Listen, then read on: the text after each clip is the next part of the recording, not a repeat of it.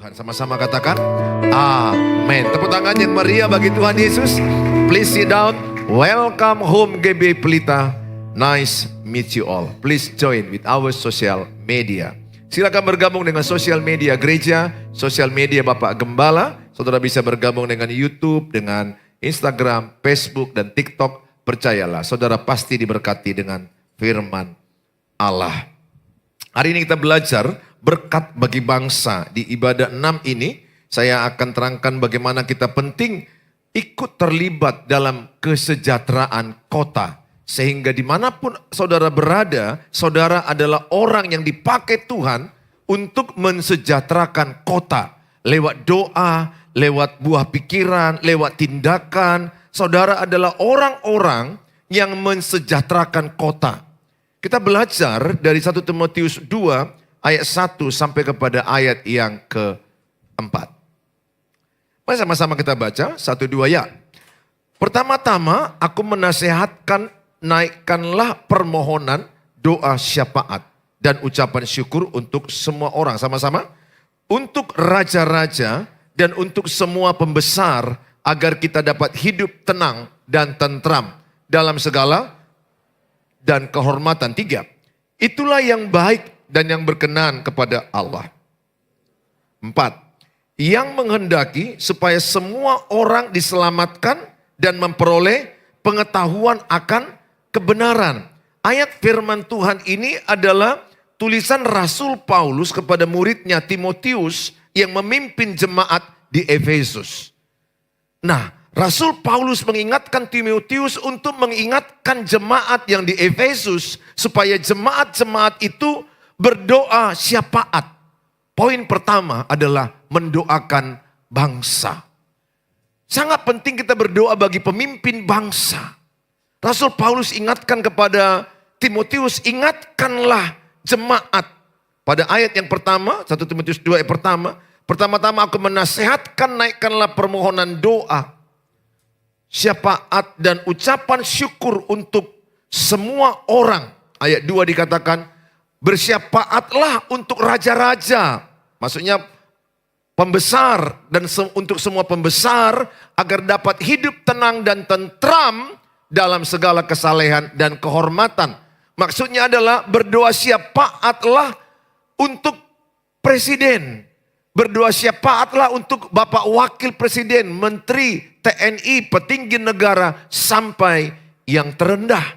Supaya apa dikatakan? Supaya terjadi ketenangan.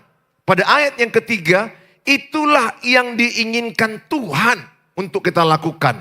Jadi saudara dan saya di usia Indonesia yang ke-79 tahun terlibat mensejahterakan kota. Bagaimana bentuk wujud saya dan saudara terlibat mendoakan bangsamu. Saudara, seberapa banyak doamu kepada bangsa ini? Kalau saya dari sejak mahasiswa tahun 88 udah terbiasa menangis di bendera merah putih. Bukan hanya orang olimpiade yang baru kita lihat ini, yang menang, baik juga yang kalah. Waktu yang menang kulihat juga yang panjat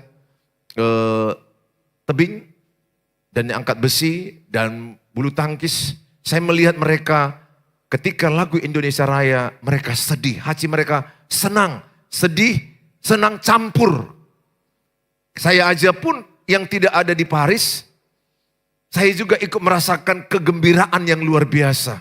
Senang waktu dinyanyikan lagu Hiduplah Indonesia Raya.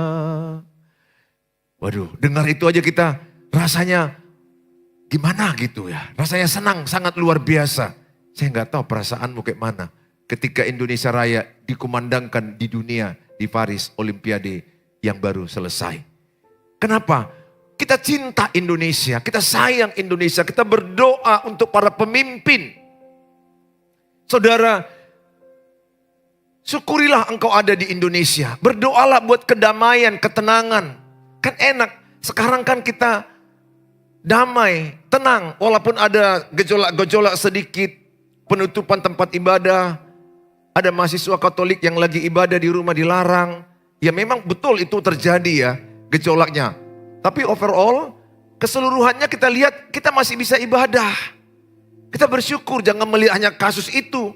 Saya mau tanya sama saudara, bisakah saudara ibadah malam ini? Kalaulah ada pesawat tempur di atas gereja ini sedang berkeliaran, kemudian bisakah saudara ngopi-ngopi di tempuling, di situ ada tank, ada 10 tank. Kemudian saudara nggak puas ngopi di Kede, naik ke atas tank. Pernahkah saudara lihat di televisi bagaimana negara yang perang? Saudara pernah lihat Timur Tengah, Syria, Suriah, pernah lihat kota atau nggak usah jauh-jauh yang lagi terjadi? Betul? Israel dengan Palestina, Gaza. Secara kemanusiaan kita sangat sedih. Karena ada banyak korban jiwa. Di Gaza itu pun ada orang Kristen. Di sana pun ada gereja. Mereka juga menjerit, mereka juga nangis. Kita nggak bisa berbuat apa-apa. Kita hanya bisa mendoakan, mensupport atau mungkin memberikan bantuan kemanusiaan. Kita nggak bisa berbuat lebih. Yang kita bisa hanya berdoa bagi perdamaian bangsa-bangsa. Mungkin pernah lihat lewat di sosmedmu bagaimana gedung rubuh di Gaza itu, saudara. Bagaimana tembok-tembok yang gedung-gedung yang 20 lantai brrrr, hancur. Sangat menyedihkan. Makanya sangat senang sekali seperti ini, damai, tenang. Saking tenangnya, saudara tenang dengar khotbah. Betul? Dan terlalu tenang pun bisa tidur. Karena terlalu tenang. Tapi kalau sempat ada di sini jet tempur lewat sekali 1-5 menit, ciung, ciung. Kurasa pun kalian gak tenang dengar khotbah ini. Syukurlah. Kalian di tempat yang damai dan tenang. Caranya kayak mana? Berdoa, bersyafaat. Jangan main-main dengan doa syafaat. Pagi ini saya mendengar bagaimana Bapak Mahfud MD menerangkan perjuangan Indonesia yang belum pernah saya dengar. Rupanya pada tanggal 16 Agustus itu ada Jenderal A dari Jepang yang sudah menyerahkan kemerdekaan itu kepada Bapak Soekarno dan Bung Hatta dengan timnya. Tapi hitungan jam kembali ada lagi Jenderal B. Mereka menghadap kepada Jenderal B. Ya jenderal orang Jepang juga. Namanya diucapkan cuma karena nama Jepang agak susah aku ingat. Sepertinya Masih entah apa saya. Yang ku tahu adalah Okesuki. Apa? Makanan Jepang itu? Naruto. Mana ada makanan Jepang Naruto? Oh, makanan Jepang kok Naruto? Enggak lah. Yang sering, nampak kali kalian jarang makan restoran Jepang ya. Karena mahal ya. Saya pun masuk ke situ banyak berdoa, Tuhan tolonglah. Karena mahalnya bukan main. Satu gini aja kecil pun 35.000, 45.000. Makanya gak hafal-hafal aku namanya. XO susus, tak apa. Pokoknya namanya disebutkan. Jenderal A lah bilang Jenderal A. Jenderal A bilang merdeka, kalian sudah boleh merdeka. Jenderal B berkata dapat telegram dan pesan dari Tokyo, dari Jepang. Indonesia batal merdeka. Itu tanggal 16 sebelum jam 1. Maka Bung Karno dan Bung Hatta dengan petinggi-petinggi Indonesia, pejuang, mereka rapat sampai jam 3 pagi. Jam 3 pagi berarti sudah tanggal 17 Agustus. Dan waktu itu mereka sempat bertanya kepada Jenderal B yang dari Jepang atas perintah Tokyo tidak boleh Indonesia merdeka. Mereka berkata, andai kami seluruh pemuda Indonesia besok di lapangan akan berkumpul berteriak kami merdeka, apakah kalian akan menembak kami? Jenderal B bilang, iya, kami akan tembak kalian. Karena ini perintah Tokyo. Kami harus patuh. Jenderal Jepang itu dikenal dengan patuh kepada pimpinannya. Mereka pulang dan mereka rapat sampai jam 3. Mereka putuskan Indonesia proklamasi besoknya jam 10. Bukan lagi besoknya karena jam 3 udah jam tanggal 17. Beberapa hitungan jam lagi. Dan mereka masih sempat sahur karena itu hari puasa pada waktu itu. Dan tanggal 17 Agustus jam 10 deklarasi, proklamasi Indonesia merdeka. Bukan karena hadiah dari bangsa lain. Tapi oleh anak bangsa yang merebut kemerdekaan itu dengan mempertaruhkan nyawa. Mereka siap mati. Mereka siap mati untuk merah putih. Kalau saudara pernah menonton film kemerdekaan, hidup atau mati. Mereka memilih merdeka atau mati, itu lebih tepat. Mereka memilih mempertaruhkan nyawa daripada Indonesia dijajah terus menerus. Lebih bagus kami mati daripada cucu kami dijajah. Jadi mereka melihat jauh ke depan cucu mereka. Kitalah cucu mereka. Saudara tidak akan bisa duduk seperti ini tanpa pahlawan yang gugur. Saudara, jangan anggap enteng. Orang yang mencintai pahlawannya, orang yang diberkati Tuhan. Kita bersyukur pahlawan kita dari berbagai suku bangsa. Sehingga tidak boleh hanya satu suku yang mendeklar bahwa kemerdekaan ini berasal dari suku kami. Tidak. Tapi kemerdekaan Indonesia dari berbagai suku. Dari berbagai suku, ras, agama. Sehingga kita semua berhak hidup di Indonesia ini dengan damai, dengan tenang. Karena semua suku kita terlibat. Termasuk Tionghoa, Jawa, Batak, Sunda, Aceh, Gajah Mada. Bagaimana perjuangan mereka. Cut Nyadin, Sisik pahlawan Singamangaraja. Mereka adalah pejuang Indonesia. Sekarang saya mau katakan kepada saudara, apakah engkau cinta Indonesia? Saya sudah lihat, sejak 88, 89, 90 saya memimpin pelayanan mahasiswa. Kami biasa mencium bendera sambil nangis. Kami biasa. Dan saya lihat anak-anak itu semua, adik-adikku itu semua, rata-rata berhasil. Rata-rata berhasil. Mereka menjadi orang, menjadi berkat.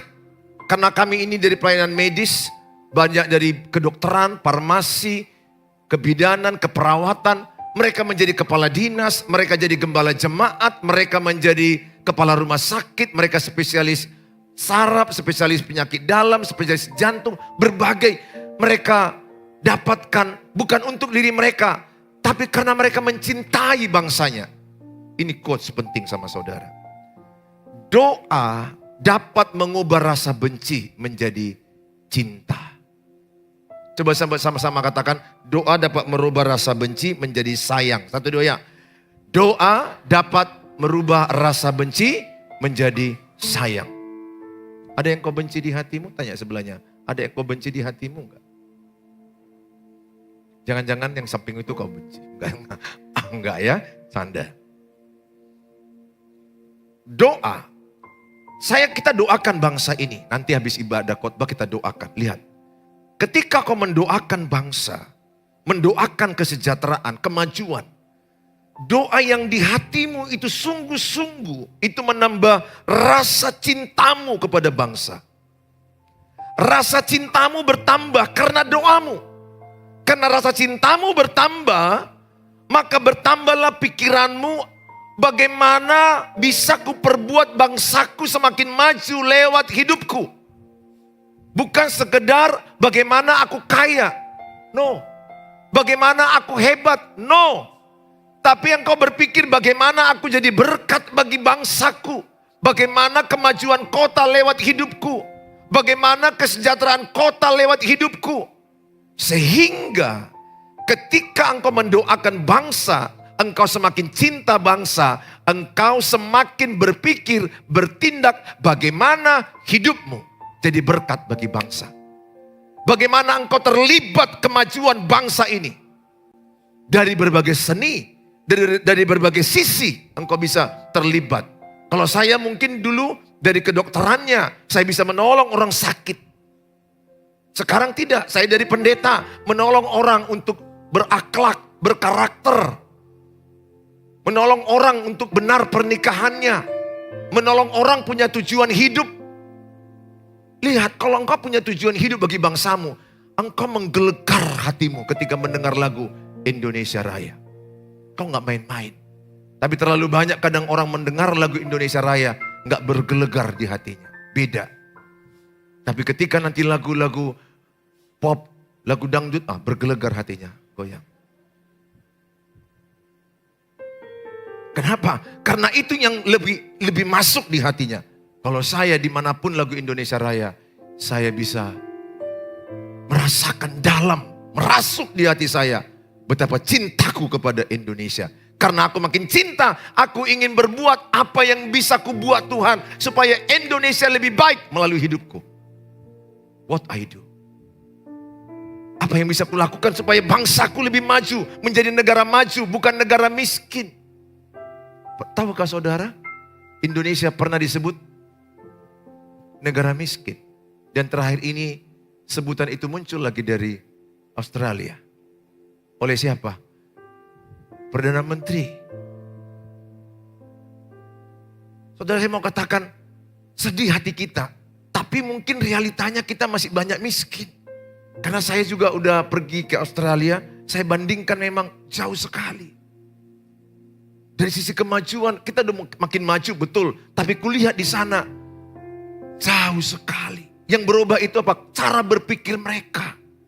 Mereka itu gak ada buang sampah sembarangan. Kita udah naik mobil Innova, makan di dalam, buka kaca, lemparkan plastik. Naik mobil Avanza loh. Pasti orang punya uang itu, orang pendidikan. Tapi sampah pun dibuangnya ke jalan. Engkau gak cinta bangsamu. Jangan buang sampah sembarangan. Coba engkau ada ke Singapura. Pasti kau tidak berani buang sampah. Saya kalau dari Singapura, sampah itu kumasukkan di kantong. Kalau gak nampak tong sampah. Karena kalau saya buang, denda. Sekian dolar Singapura. Buang ludah pun gak boleh sembarangan di Singapura. Saudara buang ludah, ditangkap CCTV, denda. Bilang sebelahnya, jangan buang ludah sembarangan. Kalaupun gak bisa kau mengisi kemerdekaan ini, pinomaklah jangan buang ludah. Paling tidaklah jangan buang sampah sembarangan. Tapi aku berharap engkau bisa lebih lagi mencintai bangsa Indonesia. Berapa banyak yang percaya Indonesia semakin maju, semakin dahsyat, semakin diberkati, semakin luar biasa, menjadi negara maju, negara yang damai, negara yang sentosa. Indonesia maju karena ada hidupmu juga. Artinya apa? Hidupmu berperan buat kemajuan Indonesia. Amin. Mungkin di bidang seni, di bidang pariwisata, di bidang kesehatan, pendidikan, usaha, pertanian, apapun itu. Engkau terlibat memajukan bangsa. Dalam Roma 12, Roma 13 ayat 1 dan 2. Tiap-tiap orang harus takluk kepada pemerintah yang di atasnya. Sebab tidak ada pemerintah yang tidak berasal dari Allah.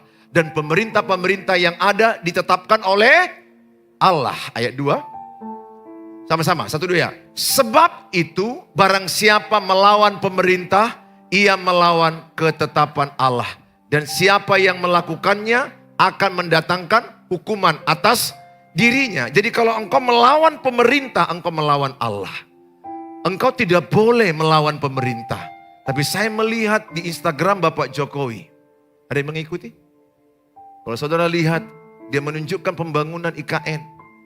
Beberapa orang menghujat. Ini netizen plus 62 luar biasa. Toksik, mulutnya lebih tajam dari silet. Saya pribadi sangat bangga pembangunan IKN. Sangat bangga dengan tol yang dibangun walaupun masih ada pinjaman. Yang masih dalam batas-batas. Tapi ingat, kalau orang sudah benci apapun yang dibuat Bapak Presiden, tetap bagi dia buruk. Saya mau katakan kepadamu, kalau ada orang udah gak suka samamu, secantik apa kau dari salon, tetap baginya engkau kuntilanak. Kau udah pede kali cantik di hadapan dia. Tapi bagi dia, bego.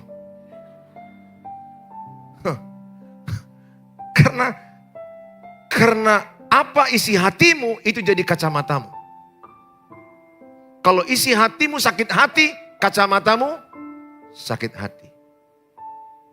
Jadi isi hatimu jadi kacamata melihat seseorang.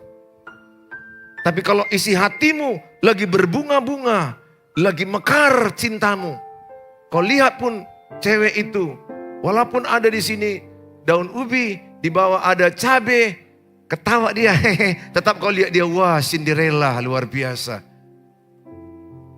Karena kacamatamu isi hatimu. Kalau hatiku sayang sama istriku, walaupun dia pakai daster yang sebenarnya agak tidak terlalu wangi, tapi karena dia aku sayangi, tetap bagiku dia cantik.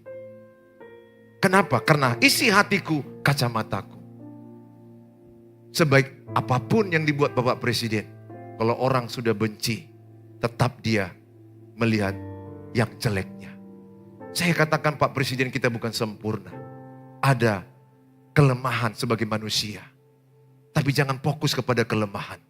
Pesanku sama saudara, jangan burukkan pemerintahan. Jangan ejek bangsamu. Jangan nanti sedikit aja jalan berlobang kau lewati. Hei, negeri apa ini? Kau penduduknya. Tapi kau bilang negeri siapa ini? Negerimu lah. Jangan. Kalau engkau memburukkan pemerintahan, kau melawan Tuhan. Betul, mungkin ada korupsi. Tapi kan kita bisa berdoa, Tuhan, buatlah kami semakin takut akan Tuhan, supaya berkurang korupsi. Itu kan boleh, fakta memang mungkin ada korupsi. Kita gak perlu membohong-bohongin gak ada korupsi, buktinya kan ditangkap oleh KPK. Tapi jangan sampai kau buruk-burukkan bangsamu sendiri.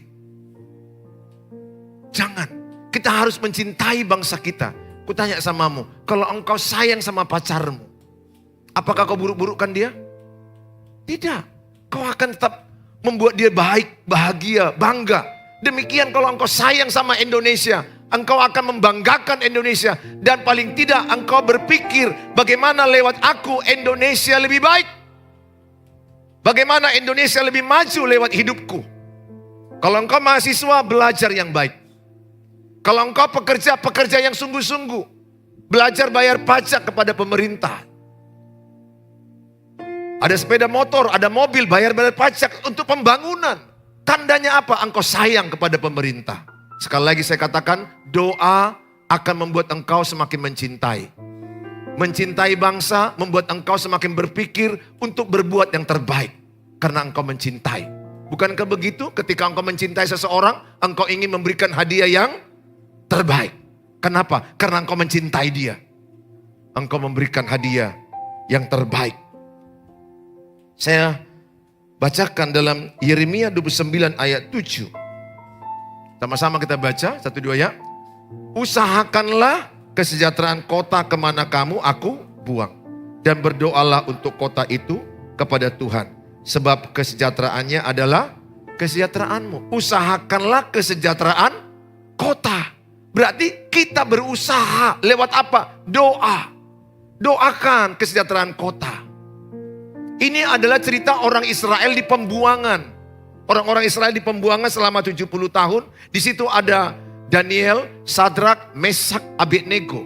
Mereka dibuang di pembuangan Babel. Tapi firman Tuhan kepada mereka, usahakanlah kesejahteraan kota kemana kamu aku buang. Nah sekarang tanya, di mana engkau sekarang berada? Apakah engkau mengusahakan kesejahteraan? Di mana engkau berada? Dengan cara apa? Berdoa. Ada yang saya jumpai, orang bekerja satu tempat 20 tahun. Tapi 20 tahun dia menghujat tempat kerjaannya. Itu yang disebut membuang ludah di piring nasinya. Pernahkah engkau makan sambil kau ludahi? Makan. Itulah orang menghina tempat kerjanya. Itu enggak diberkati Tuhan. Kalau engkau kerja satu tempat, jangan hina pekerjaan itu. Tempat engkau bekerja. Yang lucunya anaknya udah mau sarjana dari situ. Dia ASN, aparatur sipil negara, 30 tahun. Tapi 30 tahun mengejek ASN. Anaknya pun sudah mau melahirkan anak dari situ. udah sarjana. Sekali lagi, jangan buang ludah di piringmu sendiri. Di mana engkau tempat bekerja, syukurilah dan bersyafaat untuk kemajuan tempat kerjaan. Jangan kau rendahkan tempat pekerjaan. Kau terima gaji, tapi kau rendahkan tempat kerjaan. Tuhan tidak di pihak. Engkau tidak tahu berterima kasih kalau seperti itu. Di mana engkau bekerja, terima kasih Tuhan. Berkati perusahaan ini, lebih maju lagi, lebih berkembang lagi. Ini enggak, datang bosnya, baik-baik. Pergi bosnya, Spirit itu matilah kau, matilah kau. Jangan hina saudara.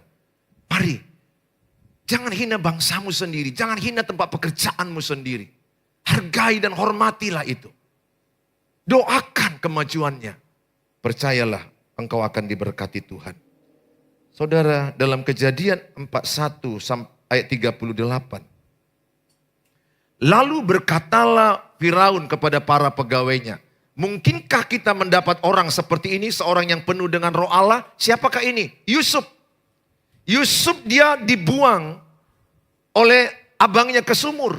Lihat. Di sumur dia sungguh-sungguh tetap beribadah kepada Tuhan. Kemudian daripada mati sia-sia dijual kepada orang Mesir namanya Potifar. Singkat cerita dia dipitnah istri Potifar. Dituduh ingin memperkosa istri Potifar. Dia dipenjara. Tahukah saudara 13 tahun mereka dipenjara. 13 tahun waktu yang lama dipenjara. Tapi lihat apa yang dikerjakan Yusuf di penjara. Anggap ini muka-muka penjahat. Ada yang cocok?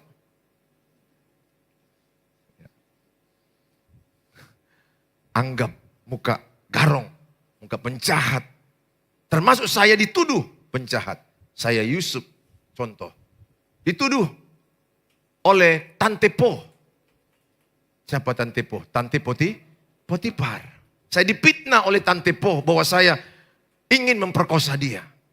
Dengan bajuku tinggal sama dia. Ketika aku lari, diambilinya bajuku. Saya ibarat contoh Yusuf. Tapi dalam penjara itu 13 tahun, yang saya lakukan apa? Saya sebaik mungkin bekerja. Saya bagus kebersihan, kerapian, murah hati melayani mereka. Melihat mereka yang cacingan, ku kasih obat cacing. Mereka yang kurang minum, ku kasih minuman. Ku perhatikan mereka, ku lihat mereka. Dan mereka akhirnya sepakat mengangkat aku pemimpin atas mereka. Saya diakui sebagai pemimpin atas tahanan. Karena perlakuanku yang baik, caraku yang baik. Lihat. Kejadian 50 ayat 20. Abang-abangnya mereka-reka yang buruk kepada Yusuf adiknya. Memang kamu telah mereka-rekakan yang jahat terhadap aku. Tetapi Allah telah mereka-rekakannya untuk apa? Kebaikan. Dengan maksud melakukan seperti yang terjadi sekarang ini. Yakni memelihara hidup satu bangsa yang besar. Lihat. Kejadian yang sangat tidak terpikir oleh Yusuf. Enggak pernah. Enggak dikasih tahu oleh Tuhan skripnya. Yusuf, nanti begini cerita hidupmu. Nanti kau masuk sumur. Abangmu mau bunuh kau. Terus nanti ada orang kaya namanya Potifar. Kau jadi pegawainya, mengusahakan usahanya. Terus istrinya si Potifar kan Sub, nafsu kali sama kau. Jadi kau dituduhnya. Dan kau nanti masuk penjara 13 tahun. Setelah itu kan Sub, kau nanti jadi orang nomor 2 di Mesir setelah Firaun. Gak dikasih tahu loh kayak gitu. Kau dikasih tahu kan enak. Yang dia tahu adalah dia di penjara. Dia ngerjakan yang terbaik. Dengar Roma 8 ayat 28. Allah, ku tahu sekarang, Roma 8 ayat 28. Ku tahu sekarang Allah turut bekerja. Ku tahu sekarang bahwa Allah turut bekerja. Turut bekerja bahasa aslinya sinergis, sinergie. Dalam segala sesuatu untuk mendatangkan kebaikan bagi mereka yang mengasihi dia. Kalau engkau mengasihi Tuhan, mengasihi bangsamu. Kalau engkau mengasihi Tuhan, mengasihi bangsamu. Lihat, kebaikan terjadi padamu. Mendatangkan kebaikan bagi mereka yang mengasihi, yaitu bagi mereka yang terpanggil sesuai dengan rencana Allah.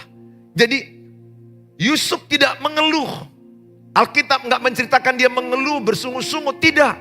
Yusuf semangat bekerja, semangat beribadah. Dan dia tidak pikirkan bahwa dia akan naik memberi makan banyak bangsa. Bukan hanya Mesir.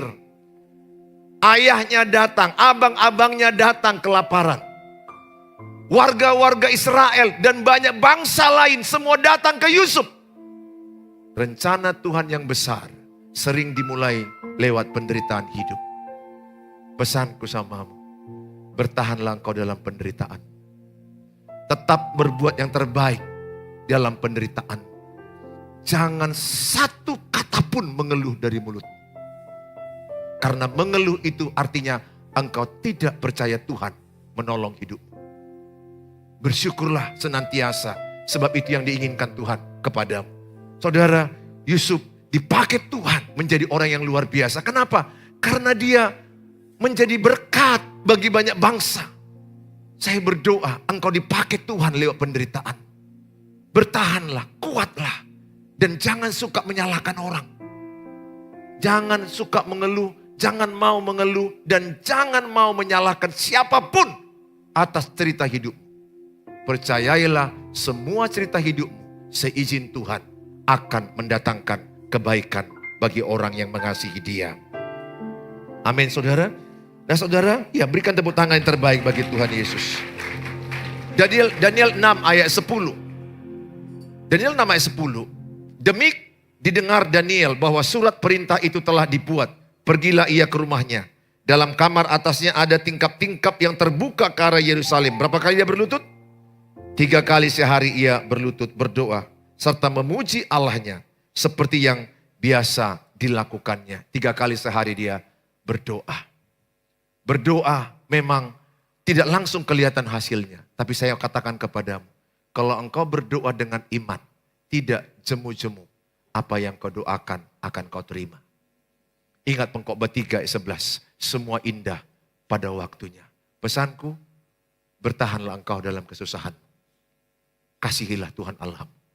Doakanlah bangsamu. Jangan hanya mendoakan dirimu. Semakin kau mendoakan bangsamu, semakin Tuhan angkat engkau menjadi orang hebat di bangsa. Engkau tidak meminta-minta. Engkau tidak menjadi ekor, tapi menjadi kepala. Engkau akan jadi berkat. Pesanku sama saudara, sesering mungkinlah doakan bangsamu. Tepuk tangan bagi Tuhan Yesus.